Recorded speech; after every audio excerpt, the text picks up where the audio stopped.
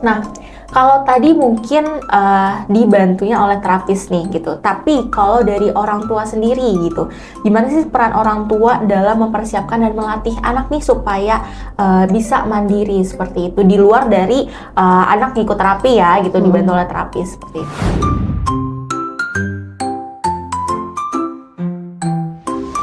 Oke, sebetulnya ya banyak yang mungkin parents belum paham juga atau mungkin yang belum terlalu mengerti kalau sebetulnya peran terapis itu hanya sekitar 20% Betul. di perkembangan anak. Tapi peran sepenuhnya itu 80%-nya itu adalah di orang tua, di caregivernya mereka saat dia di rumah. Karena saat terapi datang itu cuma 1 jam kan, sesi paling lama.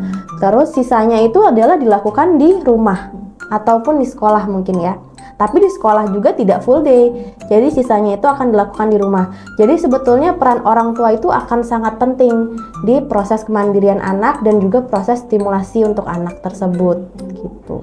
Oke, nah mungkin stimulasi apa sih yang bisa dilakukan orang tua kali ya di rumah ya untuk lagi-lagi untuk kemandiriannya anak nih gitu. Karena kan biasanya ya apa ya Miss yang bisa dilakukan di rumah gitu. Kalau di sini kan dibantu terapis, tapi kalau di rumah tuh saya bingung kayak udah ngajak main biasa aja gitu. Oke, kalau misalnya di rumah sendiri sebetulnya yang bisa dilakukan itu banyak ya Miss. Jadi kayak misalnya contohnya adalah libatkan anak untuk di aktivitas kemandirian. Jadi kalau aku kan dari Jepang ya.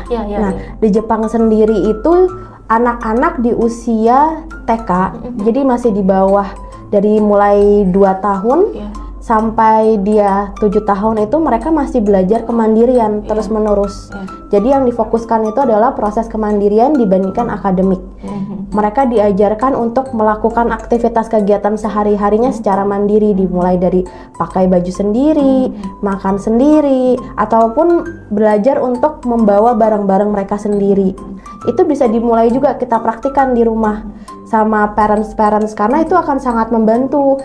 Karena kita selama aku pengalaman di Jepang, aku bisa melihat anak-anak Jepang itu amat sangat mandiri. Jadi dia juga akhirnya itu mempengaruhi perkembangan developmentalnya dia.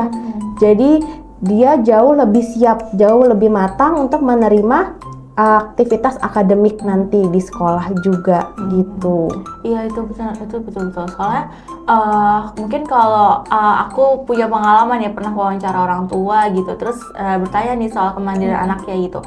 Ya paling saya bantu sih Miss gitu, soalnya kalau nggak dibantu anaknya marah gitu, atau enggak soalnya kalau nggak dibantu lama siap-siapnya gitu, jadi ya gimana mungkin anaknya mau terbiasa gitu ya gitu. Terus kalau nggak dibantu kelamaan nanti keburu, apalagi kalau bisa anak-anak kan biasanya sekolah pagi kan gitu, terus mamanya mungkin nyiapin apa buat kakaknya juga gitu, jadi kebanyakan dibantu, kebanyakan difasilitasin, akhirnya anaknya nggak mandiri gitu. Ketika udah mau dilepas supaya buat coba sendiri, malah jadinya marah, jadi ngaruh ke kontrol emosinya kayak gitu. Kebanyakan gitu sih kalau parents yang mungkin ada di sini ya gitu. Jadi mungkin bisa menjadi catatan juga untuk parents di Indonesia gitu, supaya untuk mengajarkan anaknya mandiri sedari dini ya gitu. Tapi dari usia berapa sih Kak boleh mulai diajarkan mandiri nih? Sebetulnya dari usia sedini mungkin itu malah bagus ya, lebih bagus untuk diajarkan mandiri gitu. Tapi kalau dari penelitian sendiri itu di atas usia 2 tahun itu anak memang sudah mulai fasenya untuk menjadi anak yang ingin mandiri sebetulnya. Jadi kemauan mereka itu untuk bisa sendiri itu sudah mulai muncul. Mungkin kita sering lihat ya, ada anak-anak yang merasa kok dia pengennya tuh udah dewasa, dibilang kamu tuh masih anak kecil. Tapi enggak kok, aku udah gede. Itu kan muncul di usia 2-3 tahun, sekitar 2 dan 3 tahun. Nah, sebetulnya masa-masa itu adalah masa-masa tanda-tanda kita harus memberikan kepercayaan ke anak untuk jauh lebih mandiri. Itu yang mungkin dimulai dari hal sederhana aja. Kalau misalnya mamahnya sibuk di pagi hari, bisa kan mungkin dikasih waktu di siang hari itu dia mulai makan sendiri, atau yang saat lagi misalnya pulang sekolah dia ganti pakaian sendiri gitu kan. Jadi kita mulai hal-hal simple dan diberikan hal-hal itu di waktu-waktu yang bisa dilakukan gitu. Kalau emang pagi masih buru-buru ya dilakukan di siang hari atau di malam hari, karena waktu anak itu di rumah itu masih panjang sebetulnya. Kayak gitu, jadi tidak ada alasan ya untuk tidak mengajarkan anak belajar mandiri gitu. Iya.